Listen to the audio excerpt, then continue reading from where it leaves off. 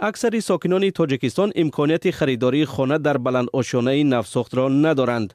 ارزش 1 متر مربع در ساختمان‌ها حدود $500 را تشکیل می‌دهد.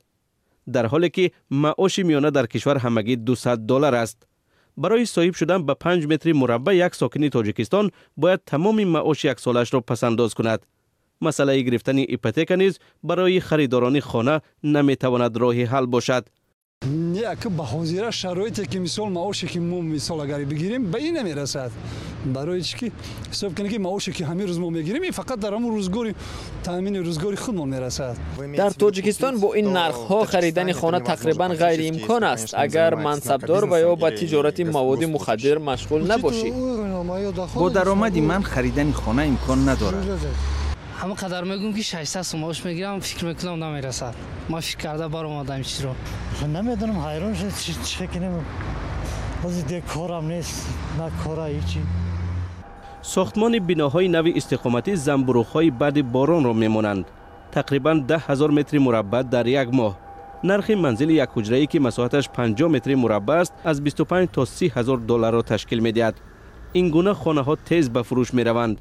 ولی متخصصان میگن که دایره افراد خانه‌خوار محدود بوده، اکثرا منصبدار و یا تاجر هستند.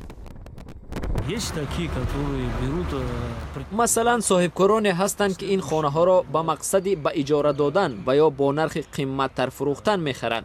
همچنین آنهایی هستند که منزل هایشان را تخریب کردند و با پولی که برایشان همچون جبران داده می شود در بناهای نوساخت منزل خریداری میکنند. با وجود آنکه در یک سال اخیر قیمت هر 1 متر مربع خانه ها تا 30% پایین رفت، اما برای بیشتری مردم نرخ ها دست نارس باقی ماند.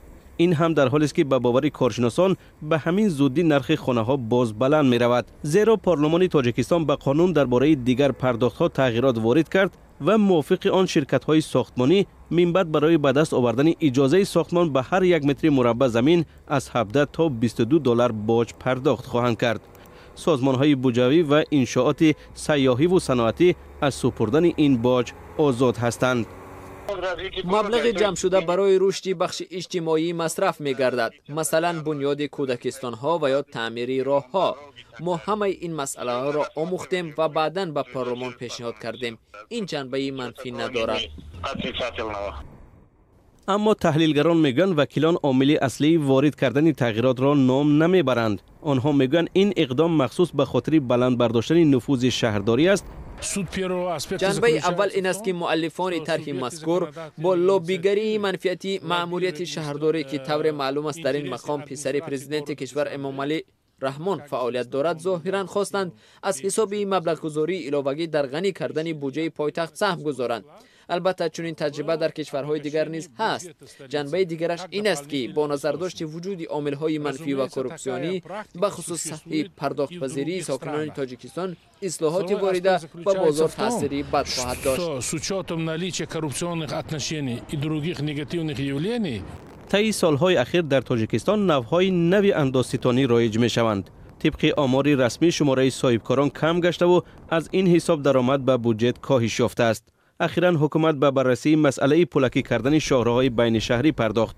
ظاهراً بودجه شهری از حساب باج ستانی از ساختمان‌ها غنی خواهد شد.